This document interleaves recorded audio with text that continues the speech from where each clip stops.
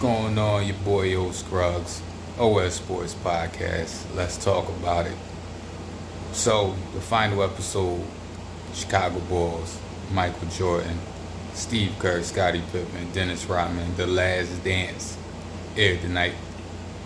A few things I took from it. Now, I'm not one of these people that have been watching this documentary, and I'm not taking notes. Well, mental notes, but I'm not taking actual physical notes because I wanted to enjoy it. I wanted to sit through it, enjoy it, and reminisce because I saw all these events, all these games. I saw them live, literally every single. Well, I shouldn't say every single game. I believe that second run, 96 through 98. I seen most of those games. Now I'm sure there was certain games that maybe I missed or they just didn't air on national TV, but I feel like all the Bulls games were on TV, at least in that second run. If I remember correctly, if they were, I'm sure I seen them all or seen bits and pieces of them all, or if it was a few in there that I missed. I was watching Sports Center or the news and afterwards, saw what happened. But for the most part, I saw all of that live. But of course, I don't remember the exact details. I don't remember the exact games. It's not like watching, if it was the Sixers where I would remember more in detail. But even with the Sixers or the Phillies, whoever the Philly team is, I never remember exactly every single game, especially after a certain amount of years of going past. But a few things I took from these last two episodes and just from the documentary in general. One, I had no idea all this time that Steve Kerr's father was murdered. Never knew that. That was news for me. And, of course not good news. And that happened, however many 40 years ago or whatever, but more than 40 years ago. But yeah, I never knew that. So I look at Steve Kerr. Sorry if this is slipping. I look at Steve Kerr a little bit different now. Not in a positive or negative. Well, in a positive way, more so that he was able to persevere through all that and accomplish everything he has. And it's just strange that two people on the same team with him. I knew about Jordan's dad, of course, but that's insane that two people on the same team both had their fathers murdered. Yeah. And Steve Kerr said him and Mike never even spoke about that situation, even though they had that. I'm assuming Mike also knew about what happened to his father. Maybe he didn't, but Steve Kerr said they never discussed that. Another observation I took: Steve Kerr has kept Mark Jackson away from 4 championship rings. Yo. The reason why I say that is because, one, he did it with the Bulls when they helping hitting that big three and just being on the Bulls period when they beat Indiana. So that's one. And then also taking over for Mark Jackson. Excuse me. Sorry about that. It's late here.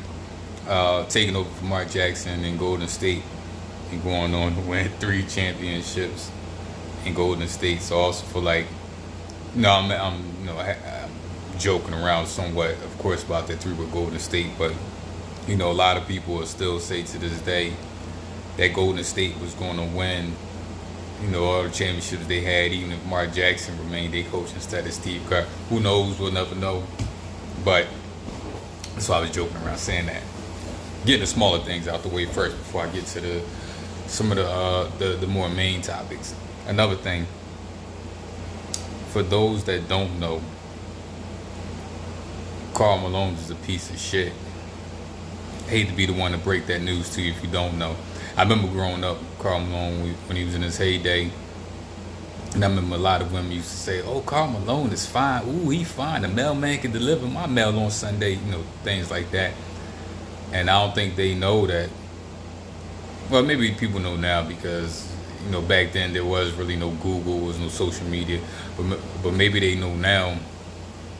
Karl Malone got a 14-year-old girl pregnant when he was in college. I believe he was like 20 or 21. Got a 14-year-old girl pregnant. Yeah, Karl Malone. I'm not making this up. Google it. He's also a deadbeat to another one of his kids, and that kid actually wound up playing for the Eagles. I forget it, for the Philadelphia Eagles. I forget his name, but I know he was on the Eagles maybe about 5 years ago. And he spoke about, I remember the player spoke about how Karl never was in his life, never really wanted to have anything to do with him. Occasionally he would send him some money, but that was it. That was the extent of their relationship. So he also sexually harassed Vanessa Bryant, which was Kobe Bryant's wife. That happened when that 1 year when they all played with the Lakers, when Gary Payton and Karl Malone all went to the Lakers, and he was sexually harassing Vanessa Bryant, and then gonna tell Kobe, well, he had an open invitation if Kobe wanted to fight. Well, sexually harassing somebody's wife, and they say, what you think, you beat Kobe up? Vanessa Bryant was gonna be like, ooh, you beat up Kobe, I want to be with the mailman now. Get the fuck out of here. Ain't nobody trying to be with you. Win a championship first. Maybe you spend more time focusing on winning the championship instead of trying to sleep with 13-year-old girls and harass other players' wives. Maybe you would have won something. Living out there in Utah, you living in a Mormon state, all them women out there, you could have been shackled up with. You worried about other people's wives. You also the whitest black man in the history of white black men, you damn Oreo. Yeah, do it seem like I don't like Karl Malone? Yeah, I don't. Never did. Never did. Never ever did. Even before I knew about the stuff with the underage girls and Vanessa Bryant situation. Just don't like him. Just don't like him. And what was that? First of all, he was the wackest. I don't give a damn how many points he scored. He was the most boring dog player of all time. What was that saying he always had at the foul line? I'm a black cowboy. I love John Stockton. Hope make shot. And you, what was your sneakers? L.A. Gear? Like, fuck out of here, man. Got no love for Karl Malone. Jordan, the GOAT in my book, just off keeping Karl Malone from getting the championship twice and nothing else. All right, let's move on from the molester mailman. Hide your kids. But I shouldn't laugh after I say something like that. But so, in conclusion, it's funny how the Bulls general manager got all the slack for the Bulls team breaking up. And I'm like, it's the owner. First of all, the owner has control. Like, I don't give a damn what the general manager say. Now, yeah, usually the owner, now in pro sports, the owner, you get a general manager to make your basketball decisions. But when it comes down to it, the owner of the team has the final say. So his name is the one signing the checks. It's his company. He owns it. In a sense, he owns the players. He owns the coaches. He owns the general manager. So I know everybody put everything on Krause as the person that broke up the Bulls because he told Phil Jackson he wouldn't be back and he didn't want to pay Scotty. I'm not saying Krause don't take some of the blame in this, but what's the owner Ryan Ford? Yeah, he's the main person to me because you the owner. Say, I don't give a damn what the general manager say. That's when you step in and say, all right, Phil, you coming back. Mike, you back. Scotty, everybody, we gonna make sure we hook y'all up. Let's go for another run. Y'all done made us so much money already, winning all these championships. What's another year? You keep playing until somebody tells you gotta stop playing because you ain't the champion no more because we just beat you. But in the end, it maybe worked out to be a blessing in disguise because even though Mike came back with the Wizards, but technically, the Bulls went out winning the championship. They went out on top, so you can't say that they lost. You can't say, well, this team stopped their championship run. No team stopped their championship run. What stopped their championship run was their own team, the general manager and the coach basically saying, it's over. Let's ride out go on a rebuilding mode, as they put it. And I don't know. I thought it was a good documentary. I thought it was well done. I'm still curious. I don't know all the backstory, but I'm still curious on why. Oh God, excuse me, y'all. Still curious on why they held on to this footage for so long. This was 1998. We talking 22 years ago, which is also my lucky number 22, by the way. Another story behind that, another day. But that they had this footage for 22 years and that they finally decided to put it together. I know part of it was they said Jordan had to give the okay on it, which he did a few years ago. But still, it's a long time to have all this footage sitting around.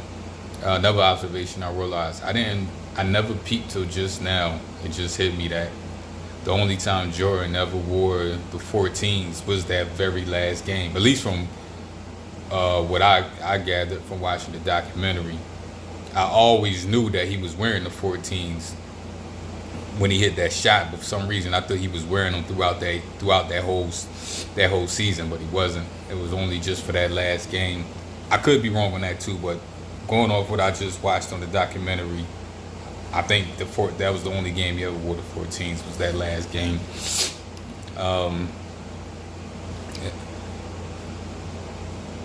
And they said the Pacers. I remember that Pacers team.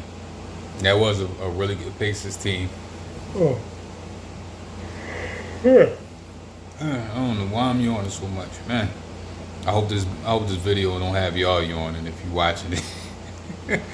Never forget Karl Malone ain't shit, and make sure I emphasize that again. The Indiana team was a good team, and if you remember the Indiana team, I think 2 years later they wound up making it to the finals, and they played against, ironically, Phil Jackson and that Kobe and Shaq team on their first championship, which they came up short in that also. But what did you think of the documentary? I'm gonna do another video on this documentary. This one was just a quick reaction after watching it. I just finished watching it 10 minutes ago, so I'm gonna do another more in depth one. Probably tomorrow or Tuesday night. But what was your overall thoughts? Did you think it was well done? Was it as good as you was anticipating? Did it meet your expectations? Was it not as good as you was expecting it to be? Did you want more? What would you like to see more of that they didn't show? What did they show that you wasn't expecting to see? I didn't know anything about this whole. I didn't know Jordan had like a crew of security. I mean, I knew he had security, but I didn't know he had like this special crew of security that followed him around. That was one of the main things I learned. It was difficult for somebody like me because, one, I was around through the whole Jordan career, especially once they started winning championships, and I was a little bit older enough to start remembering that. So I kind of knew that already, and with YouTube and Google being around now, and I'm somebody that's just always constantly on Google, constantly on YouTube looking up stuff. So a lot of this stuff, I say, as far as all the stuff they showed in the documentary, I say 70% of it I knew, 75% of it I pretty much knew, but it still was good to see. They even that 30% that 30% that I didn't know about was pretty interesting. So leave a comment, hit the like button, please subscribe. Let me know what you think. Chicago Bulls, The Last Dance, your boy O Scruggs. Be safe out there. Keep your face mask on. Peace.